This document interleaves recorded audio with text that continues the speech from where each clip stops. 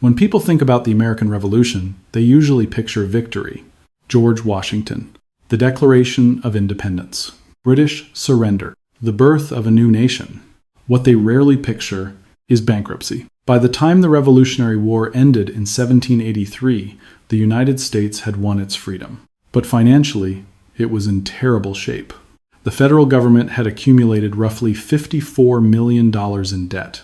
The individual states owed another $25 million of their own. For a country with a tiny economy and almost no established financial system, the burden was enormous. Yet the size of the debt wasn't the biggest problem. The real problem was that the national government had almost no reliable way to collect money.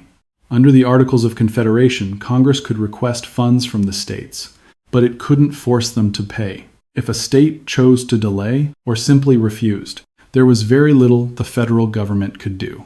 Imagine trying to operate a business where your investors could ignore every invoice you sent them. That's essentially how the United States functioned during the 1780s. The consequences quickly became obvious. Bills went unpaid. Confidence in the government declined. Foreign lenders questioned whether America would ever repay what it owed. Some even wondered whether the young republic would survive at all. The country had won its independence, but it still hadn't figured out how to finance its own government. That growing crisis became one of the major reasons leaders gathered in Philadelphia in 1787. The Constitutional Convention wasn't called simply to improve government. It was called because many believed the existing system was failing. The delegates understood a difficult truth. A government that cannot raise money cannot defend itself. It cannot honor its debts. It cannot enforce its own laws. Eventually, it cannot survive. So they agreed that the new Constitution had to give Congress real taxing authority. But there was another lesson they refused to forget. Only a few years earlier, they had fought a revolution against a government they believed abused its power to tax. They wanted a stronger federal government, just not one powerful enough to become another version of the British Crown. The challenge wasn't deciding whether government should collect taxes. The challenge was deciding which taxes it should be allowed to collect. And the answer they wrote into the Constitution would shape American history for more than a century. The Founding Fathers gave Congress the power to raise revenue, but they also inserted one constitutional safeguard that made a nationwide income tax so difficult that, for generations, almost nobody even attempted it. The men who wrote the Constitution weren't afraid of taxes themselves. They were afraid of something much larger, a government with unlimited power to tax its own people. That fear didn't come from theory. It came from experience. Only a few years earlier, many of them had fought a revolution against the British Crown. To them, taxation wasn't just an economic issue. It was a question of liberty. The phrase, "no taxation without representation," had become one of the defining ideas of the American Revolution. So, when the delegates gathered in Philadelphia, they faced a difficult balancing act. The federal government had to be strong enough to survive, but it could never become so powerful that it threatened the freedoms the revolution had been fought to secure. Their solution was remarkably sophisticated. Instead of banning taxation outright, they carefully decided which kinds of taxes Congress could use easily, and which kinds should remain extraordinarily difficult. Under Article 1, Section 8, Congress received broad authority to collect taxes, duties, imposts, and excises. That gave the federal government the financial tools it needed to function. But hidden elsewhere in the Constitution was an equally important limitation. Article 1, Section 9 declared that direct taxes could not be imposed unless they were apportioned among the states according to population. At first glance, that may sound like little more than legal language. In reality, it fundamentally shaped the nation's tax system. Imagine Congress wanted to raise $10 million through a direct tax.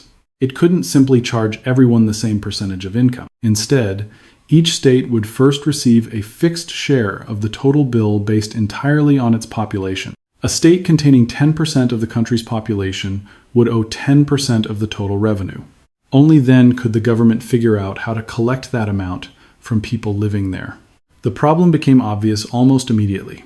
Population and wealth were not distributed equally. One state might have many wealthy merchants. Another might consist mostly of struggling farmers. Yet both would owe taxes according to population rather than ability to pay. The result would be wildly uneven tax burdens. A poorer state could end up paying a much higher effective tax rate than a wealthier one simply because it had more residents. Economically, the system made very little sense. Politically, it was almost impossible to defend. Many historians believe the founders understood exactly what they were doing.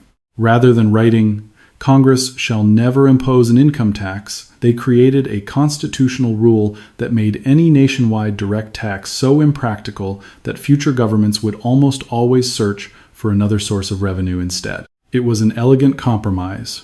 Congress still possessed the power to raise money. But one of the most intrusive forms of taxation remained locked behind an almost impossible constitutional barrier. And for more than 124 years, that safeguard worked. The federal government rarely attempted a nationwide direct tax. Instead, it relied on a completely different financial model, one that seems almost foreign to modern Americans. Washington didn't send tax collectors from house to house. It waited at the nation's ports, because every ship arriving from overseas carried something far more valuable than its cargo. It carried the revenue that kept the federal government alive. And no one understood the potential of that system better than America's first Treasury Secretary, Alexander Hamilton. Hamilton believed a simple tax collected at America's ports could do far more than keep the government running. He believed it could transform a bankrupt republic into an industrial powerhouse, and for decades it did exactly that. When Alexander Hamilton became America's first Secretary of the Treasury in 1789, he inherited a government with enormous ambitions and almost no money. The Revolutionary War had ended. The Constitution had been ratified. George Washington had become the nation's first president. But none of those victories solved the government's most urgent problem. How do you pay the bills? Hamilton knew the answer couldn't be a nationwide income tax. The Constitution made that route extraordinarily difficult. Besides, most Americans had just fought a revolution against what they believed was excessive taxation. The new federal government needed revenue, but it also needed legitimacy. Hamilton believed the solution was waiting along America's coastline, not inside people's homes. At the nation's ports, in 1789, one of the very first major laws passed by the new Congress was the Tariff Act of 1789. The idea was remarkably simple. Instead of taxing what Americans earned, the government would tax many of the goods entering the country. Every imported shipment of textile, every barrel of manufactured products, every cargo unloaded at an American harbor. Before those goods could enter the domestic market, importers paid customs duties to the federal government. From an administrative standpoint, the system was surprisingly efficient.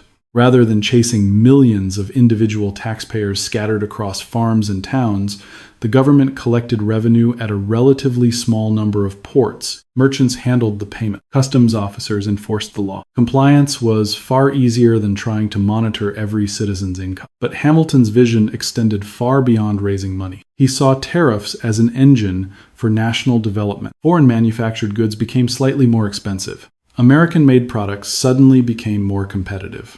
That gave domestic workshops and factories room to grow without being overwhelmed by cheaper imports from Europe. Years later, Hamilton expanded this argument in his famous report on manufactures, explaining that a young nation could use carefully designed tariffs to strengthen its own industries until they were capable of competing internationally. It was an ambitious strategy. The federal government collected the revenue it desperately needed. American manufacturers received protection. Workers found new opportunities. And investors gained confidence that the new republic possessed a stable source of income. The results came quickly. Throughout the federal government's early decades, customs duties generated roughly 90 to 95% of federal revenue. Imagine that for a moment. Nearly every dollar Washington spent, from operating the government, to maintaining the military, to paying interest on the national debt, came from taxes collected at America's ports. There was no permanent income tax, no nationwide payroll deduction, no annual filing season. For many Americans, the federal government remained something they rarely encountered directly. As long as international trade continued flowing, the system worked remarkably well. But Hamilton also understood one important limitation. Tariffs depended on foreign commerce. They worked best when trade was thriving. If imports slowed, government revenue slowed with them. That weakness wouldn't become obvious for many years. For the moment, however, the The new financial system appeared to be exactly what the Founding Fathers had hoped for: a government capable of funding itself, without reaching directly into the earnings of its citizens. Yet tariffs alone weren't enough to satisfy every financial need. Soon, Hamilton proposed another source of revenue. This time, however, the tax wouldn't be collected from ships arriving at American ports. It would be collected from ordinary Americans themselves. And that decision triggered the first great constitutional crisis of the new republic. The tax itself seemed relatively small, but to thousands of frontier farmers, it represented something much larger: the return of the very kind of government they believed they had fought a revolution to escape. Hamilton knew tariffs were the backbone of the federal government's finances, but he also knew they weren't enough. The Revolutionary War had left the nation with enormous debts, and paying them off required more than customs duties collected at the ports. The government needed another source of revenue. In 1791, Congress approved one of the first major internal taxes in American history, an excise tax on distilled spirits. On paper, it seemed perfectly reasonable. Unlike a direct income tax, the whiskey tax targeted a specific product rather than personal earnings. To lawmakers in Philadelphia, it was simply another way to help stabilize the nation's finances. To thousands of Americans living on the western frontier, it looked very different. For many frontier farmers, whiskey wasn't merely a drink. It was part of the local economy. Transporting grain across the Appalachian Mountains was expensive and often impractical. Roads were poor, markets were distant. A wagon full of corn might spoil before reaching a buyer. Turning grain into whiskey solved that problem. The product lasted longer, it occupied less space, and in many communities, whiskey functioned almost like money itself. Farmers used it to trade for tools, to pay workers, sometimes even to settle debts. So when the federal government placed a tax on whiskey, many Western farmers believed it wasn't taxing luxury.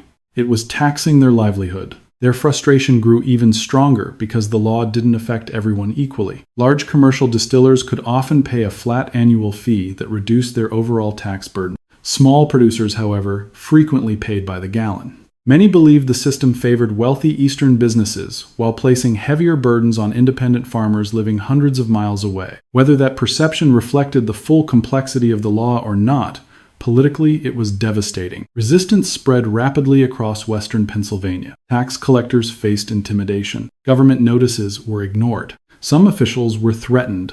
Others were attacked. Within only a few years, opposition had evolved from angry protests into open defiance. The young federal government faced a question it had never confronted before. If citizens simply refused to obey federal law, what happened next? Would the Constitution become little more than words on paper?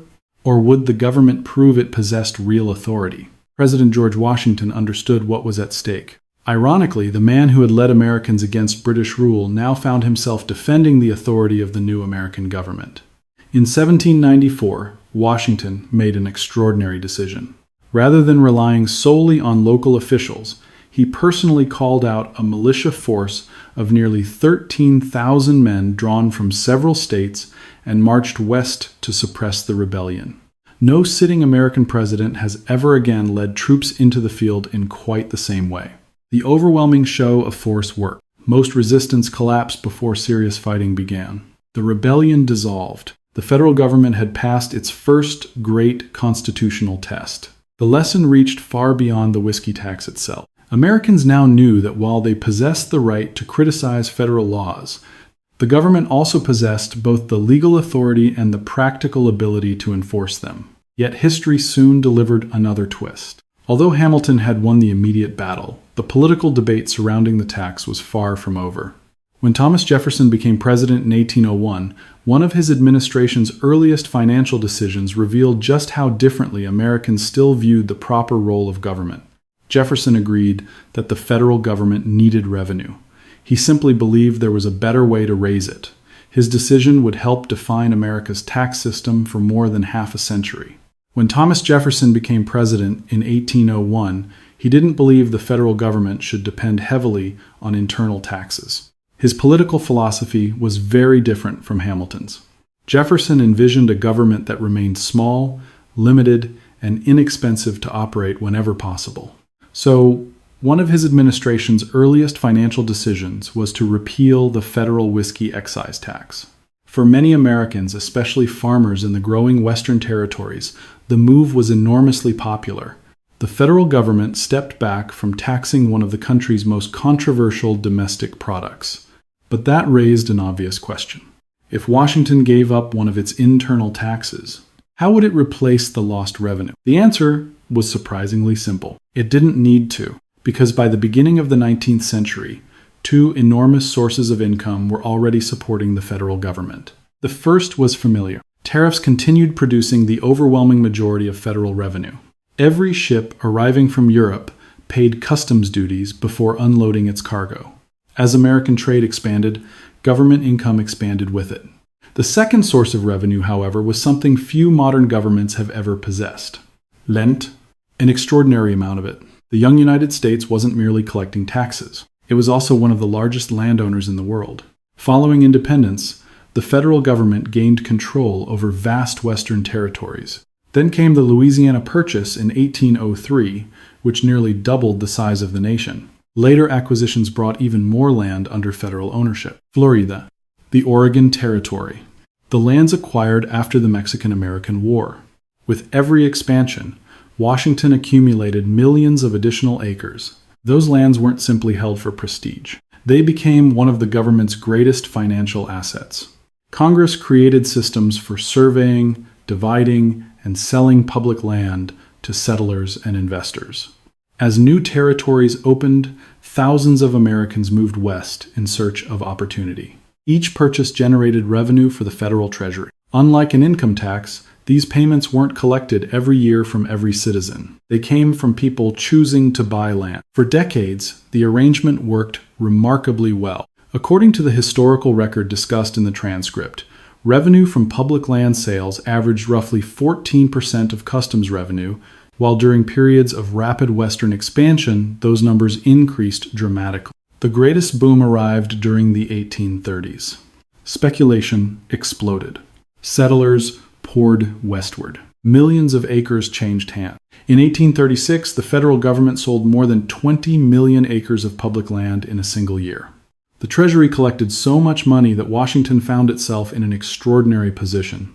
Instead of struggling with debt, it had a surplus. That success reached its symbolic peak under President Andrew Jackson. Jackson had long believed that excessive public debt threatened the independence of the republic. His administration aggressively reduced the national debt until, by 1835, it had fallen to only about $38,000, the closest the United States has ever come to eliminating its national debt entirely.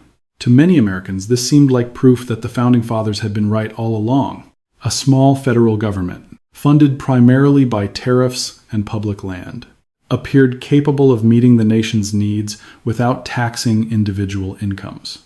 It was an elegant system, as long as trade continued growing and as long as new land remained available for sale. The model seemed almost self-sustaining. But beneath that success lay a weakness few people fully appreciated. Neither source of revenue was guaranteed forever. There would eventually be less public land to sell. Trade could be disrupted by economic crises, or bivard.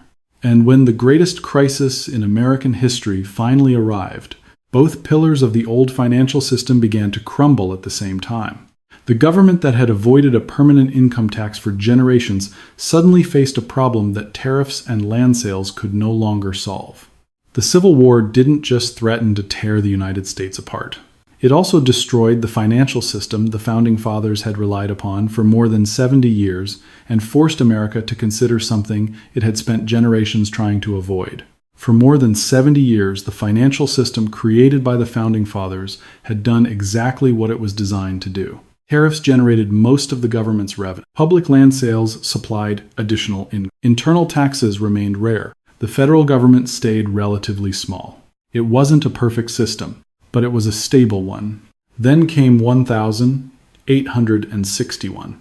Everything changed. The Civil War wasn't simply the largest military conflict in American history. It was the greatest financial emergency the young republic had ever faced. Before the war, federal spending remained modest by modern standards. Once fighting began, however, costs exploded almost overnight. The Union had to recruit and equip hundreds of thousands of soldiers. Weapons had to be manufactured. Railroads had to transport troops. Ships had to be built. Food, uniforms, horses, ammunition, hospitals, and military supplies had to be paid for every single day. The scale of spending was unlike anything Congress had ever confronted. At the very moment expenses were soaring, one of the government's most dependable revenue sources began weakening. Tariffs depended on trade, but war disrupted commerce. Southern ports were blockaded. International shipping slowed.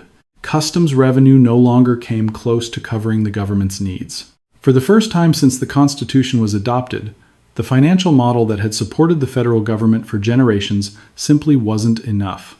Congress had only a handful of options. It could borrow enormous sums of money, it could issue paper currency, or it could tax income directly. Ultimately, it did all three. In 1861, President Abraham Lincoln signed the Revenue Act of 1861, creating the first federal income tax in American history.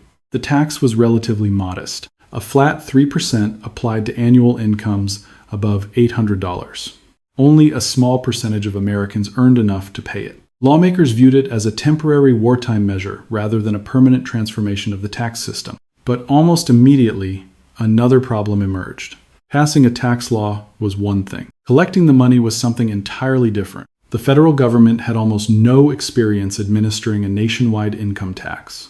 There were no established procedures, no trained workforce, no nationwide enforcement system. Revenue fell well below expectation. Congress quickly realized that creating an income tax also required creating an entirely new administrative structure. The following year, lawmakers responded with the Revenue Act of 1862. This law did far more than adjust tax rates. It fundamentally reorganized how the federal government collected revenue. Instead of a single flat rate, the new law introduced America's first progressive income tax, with higher incomes paying higher rates. Just as importantly, Congress established the Office of the Commissioner of Internal Revenue. The agency began with only a handful of employees. Within a remarkably short period, it expanded into a nationwide organization employing thousands of assessors and tax collectors. That small wartime office would eventually evolve into what Americans know today as the Internal Revenue Service, or IRS. Income taxes alone still couldn't finance the entire war. The government borrowed heavily. It also issued greenbacks, paper currency not backed by gold, allowing Washington to raise additional funds for the conflict. Together, borrowing, new currency, and taxation kept the Union government operating through 4 years of devastating war. Yet despite these dramatic changes, few Americans believed the income tax would survive once peace returned. Most viewed it exactly as Congress had described it, an emergency measure, necessary during wartime, unnecessary afterward. And for a brief moment, they appeared to be right. When the war ended and the nation slowly recovered, lawmakers dismantled much of the wartime tax system. By 1872, the federal income tax had been repealed. Tariffs once again became the government's primary source of revenue. To many Americans, it seemed the country had returned to the constitutional vision the Founding Fathers had intended. But beneath the surface, America itself was changing faster than anyone realized. A new industrial economy was emerging. A handful of businessmen were accumulating fortunes unlike anything the nation had ever seen. And before long, those enormous fortunes would reopen a debate many believed had already been settled forever. The Civil War ended the first chapter of America's income tax story. But the rise of industrial giants like Rockefeller and Carnegie would soon begin the second, and this time, the debate wouldn't end when the fighting stopped. When Congress repealed the Civil War income tax in 1872, many Americans believed the country had returned to normal. The emergency was over.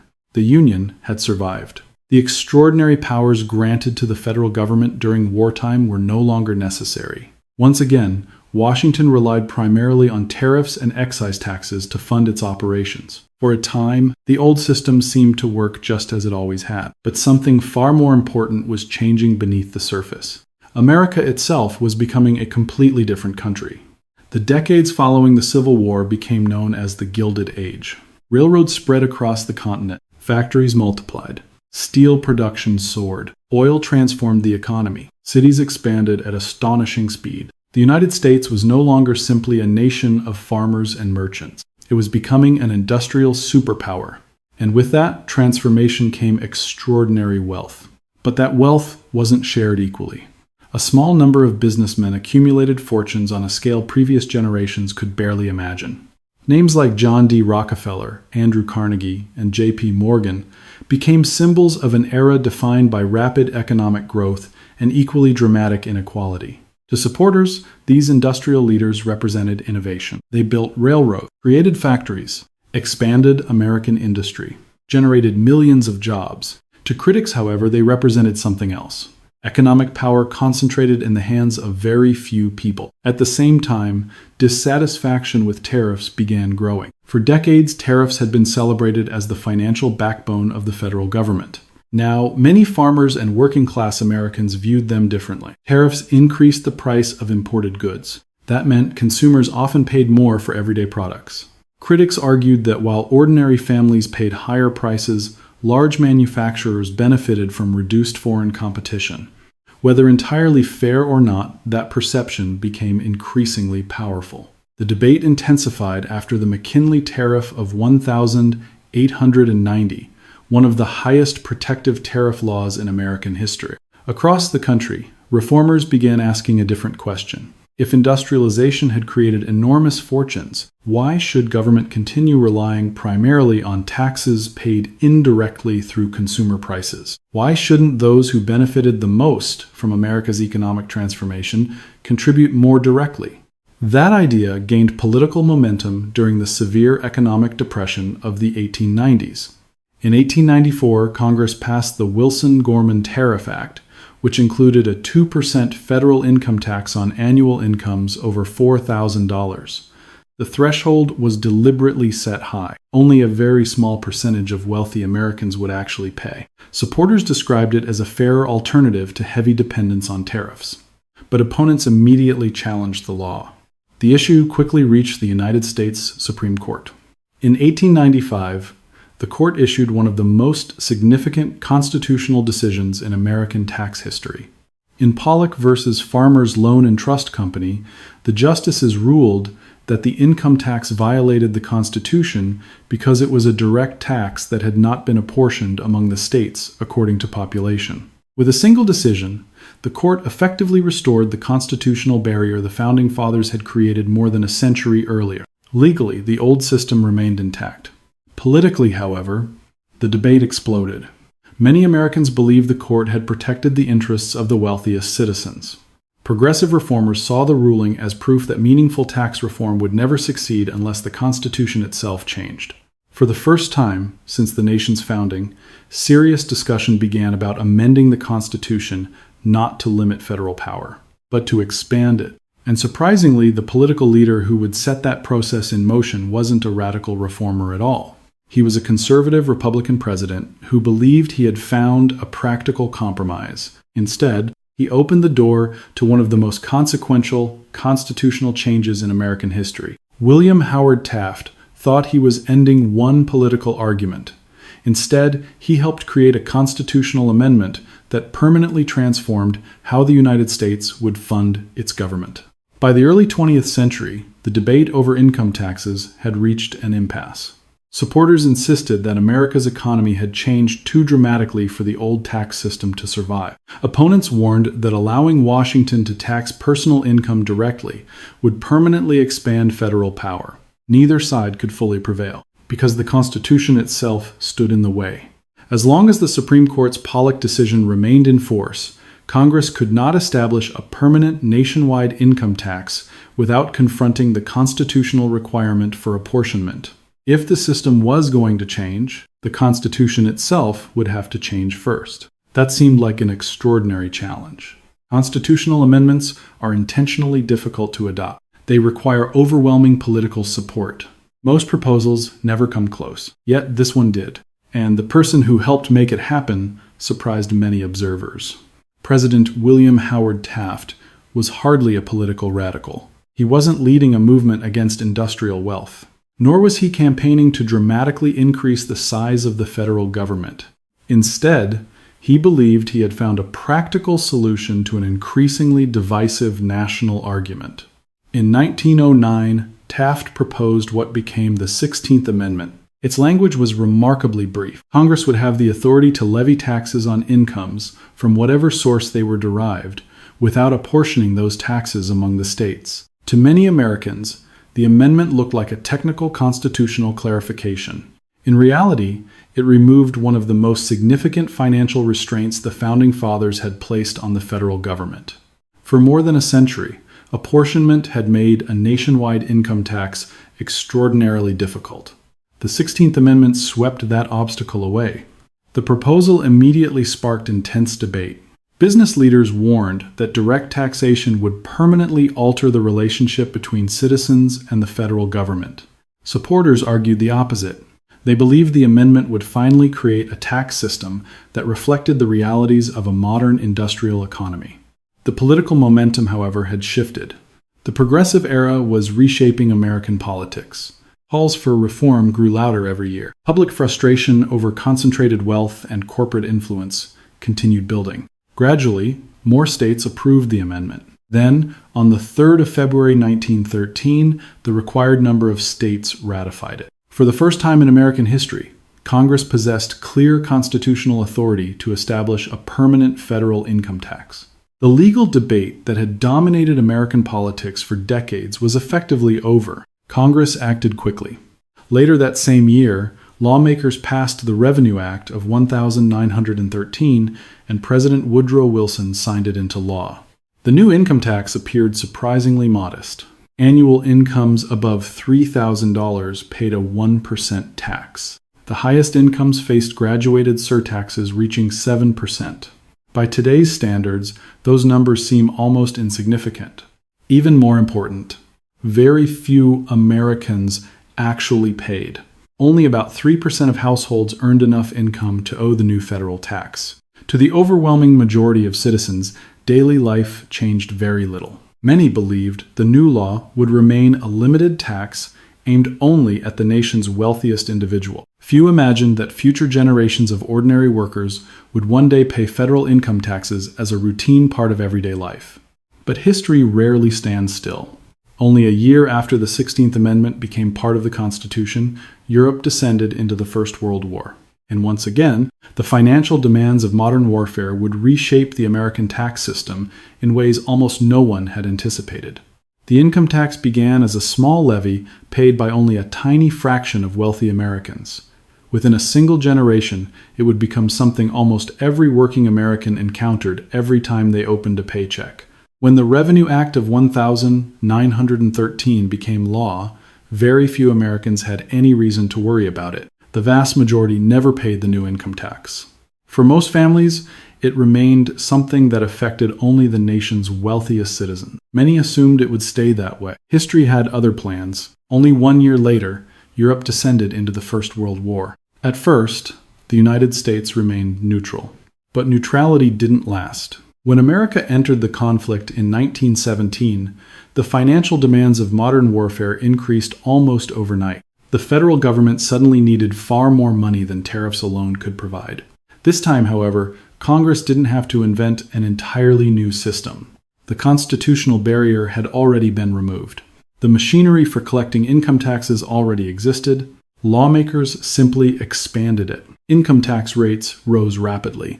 The highest marginal rate climbed from 7% in 1913 to 15% in 1916. Then 67% in 1917, and eventually reached 77% in 1918. The change was astonishing.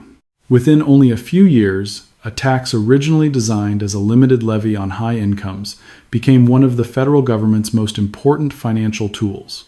When the war ended, tax rates gradually declined. But something fundamental had changed. The federal income tax had survived. Unlike after the Civil War, it was no longer viewed as a temporary emergency measure. It had become part of the government's permanent financial structure. Then history repeated itself. In the 1940s, the United States entered the Second World War. Once again, federal spending exploded. Millions of soldiers had to be equipped. Ships, aircraft, tanks, and ammunition had to be produced in enormous quantities. The government needed more revenue than ever before. Raising tax rates alone wasn't enough. Washington needed millions of additional taxpayers. For the first time, federal income taxes expanded far beyond the wealthiest Americans. Middle-class workers increasingly became part of the system. But perhaps the biggest transformation wasn't who paid. It was how they paid. In 1943, Congress introduced the modern system of payroll withholding. Instead of waiting until the end of the year to collect taxes, employers would deduct them directly from workers' paychecks before wages were ever received. From the government's perspective, the advantages were enormous. Revenue became steady and predictable. Collection rates improved dramatically. Administrative costs declined. For ordinary workers, however, the experience of taxation changed completely. Before withholding, paying taxes required an active payment. After withholding, taxes became almost invisible. Most workers never physically handed money to the government. The deduction happened automatically, every payday, week after week, month after month. Over time, that routine reshaped how Americans experienced taxation itself. Income taxes were no longer occasional obligations affecting only a small portion of society. They became part of everyday working life. By the middle of the 20th century, the transformation was complete. The federal government now possessed a reliable stream of revenue capable of supporting responsibilities that earlier generations would have considered unimaginable. The system the Founding Fathers created had not disappeared overnight. It had evolved gradually, through war, economic change, constitutional reform, and administrative innovation. The question now wasn't whether income taxes belonged in American life. The real question had become far more profound. What kind of government had this new financial system made possible? The income tax didn't simply change how Washington collected money. It changed what Washington could afford to do. And that may have been the most important transformation of all. Looking back across more than 2 centuries of American history, it's tempting to ask a simple question. Was America better off before the federal income tax? It's an understandable question, but history rarely offers simple answers. The United States that existed before 1913 was very different from the country Americans know today. The federal government was comparatively small. Its responsibilities were limited. Its primary mission centered on national defense, foreign affairs, the postal system, customs enforcement, federal courts, and managing public lands. Because most federal revenue came from tariffs, excise taxes, and public land sales, Washington simply didn't possess the financial capacity to operate the enormous range of programs that exist today. In many ways, the tax system itself acted as a natural limit on government. Tariffs worked well as long as trade remained strong. Land sales generated significant income while new territories remained available. But neither source could expand indefinitely. Revenue naturally rose and fell with commerce, immigration, territorial expansion, and economic conditions. That meant federal spending also remained relatively restrained. Supporters of that system believed it protected individual liberty. A government with limited revenue could only exercise limited power. Critics, however, saw a different reality. The old system also had clear weaknesses. Tariffs increased the cost of imported goods. Public land eventually became a finite resource.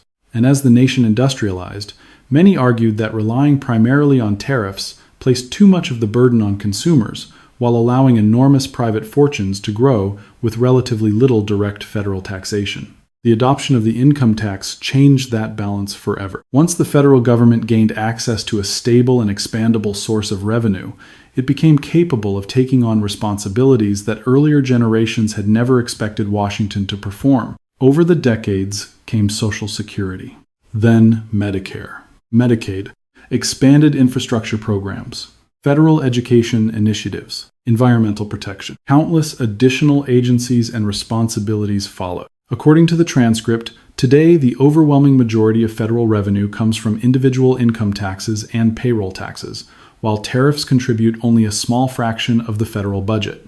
That single shift illustrates just how dramatically America's financial system has evolved. The nation that once funded itself almost entirely through trade now relies primarily on taxes collected directly from the incomes of its own citizens.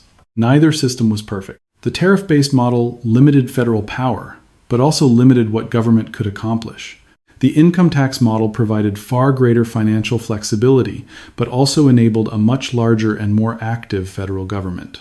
History doesn't tell us which philosophy is objectively right. Instead, it shows us how each generation answered the same question differently. How much government should a free society have? Because every debate about taxation is ultimately a debate about something much larger. Power, responsibility, freedom, and the role government should play in the lives of its citizens.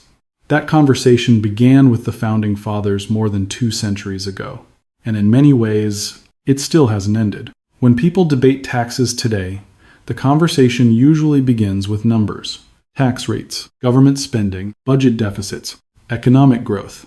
But history reminds us that taxes have never been only about money. They've always been about something deeper. Every tax system reflects a nation's priorities, its political philosophy, and the relationship it chooses to build between citizens and government. For more than a century, the United States operated without a permanent federal income tax. Then history, war, industrialization, and constitutional change reshaped that system forever. Whether you believe that transformation strengthened America or fundamentally changed the vision of the Founding Fathers, one thing is clear. Understanding how the government raises its money helps us better understand how that government exercises its power. So now we'd love to hear your perspective. If the United States had never adopted the 16th Amendment in 1913, do you think America would be stronger today or weaker? Share your thoughts in the comments below. If you enjoyed this documentary, don't forget to like the video and subscribe for more deep dives into the hidden history behind America's institutions, economy, and government. Thanks for watching, and we'll see you in the next episode.